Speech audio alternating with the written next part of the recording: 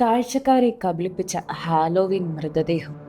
ഒഹായോയിലെ ആ തെരുവ് ഹാലോവീൻ ആഘോഷത്തിന്റെ ആവേശത്തിലായിരുന്നു.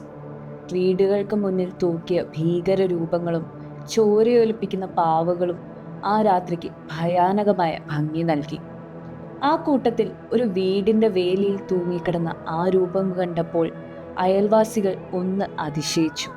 എന്ത് തന്മയത്വമുള്ള അലങ്കാരം എന്ന് പറഞ്ഞ് അവർ ആ പാവയെ നോക്കി ചിരിച്ചു കടന്നുപോയി. എന്നാൽ ദുരൂഹതകൾ ബാക്കി നിർത്തിയ ആ പാവ വെറും ഒരു അലങ്കാരം മാത്രമായിരുന്നു. ആഘോഷത്തിന്റെ മറവിലെ നരനായാട്ടിനെ കുറിച്ച് അറിയാം. കാണാം ഒരു നാൾ ഒരിടത്തൊരിടത്ത്.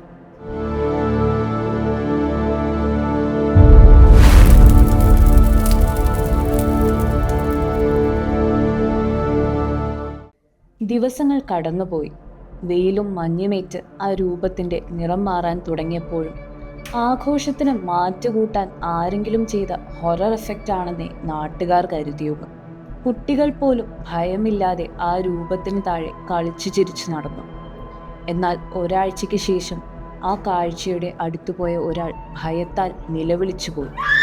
അതൊരു പാവയായിരുന്നില്ല, മറിച്ച് ക്രൂരമായി കൊല ചെയ്യപ്പെട്ട ആ വീട്ടിലെ മധ്യവയസ്കയുടെ യഥാർത്ഥ മൃതദേഹമായിരുന്നു.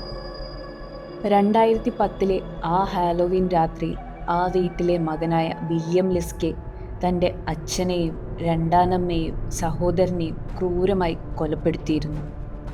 ആരും സംശയിക്കാതിരിക്കാൻ മൃതദേഹങ്ങളെ ഹാലോവീൻ അലങ്കാര വസ്തുക്കളെന്നോണം അയാൾ പ്രദർശിപ്പിച്ചു. ലോകം ആഘോഷിക്കുമ്പോഴും ഒരു കൊലപാതകി തൻ്റെ ക്രൂരതയെ കലയായി അവതരിപ്പിച്ച് ഒരു നാടിനെ മുഴുവൻ കബളിപ്പിക്കുകയായിരുന്നു.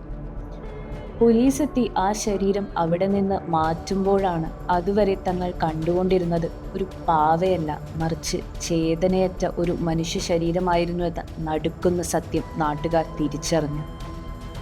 ആഘോഷത്തിൻ്റെ മറവിൽ നടന്ന ആ ഡെക്കറേഷൻ ഇന്നും അമേരിക്കൻ കുറ്റാന്വേഷണ ചരിത്രത്തിലെ ഏറ്റവും ഭയാനകമായ ഏടായി അവശേഷിക്കുന്നു.